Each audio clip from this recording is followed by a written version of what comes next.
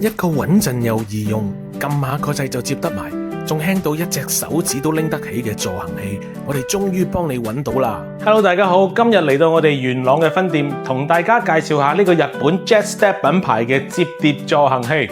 市面上普通4隻梗腳嘅助行器，每行一步都要成個攞起，篤下篤下咁行，用起上嚟又攰又壓榨。而4個轆嘅助行器又未必提供得到足夠嘅穩定性。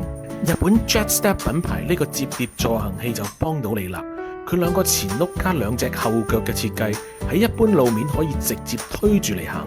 當個老人家對腳唔夠力向前傾嘅時候，2隻後腳又可以提供得到足夠嘅穩定性，防止跌親。佢嘅 size 仲係專為亞洲人而設計，所以唔會太壓榨，一啲比較窄嘅路面都過得到，1.5米至1.8米嘅身高都啱用。但係咧，隻腳會唔會好容易磨蝕㗎？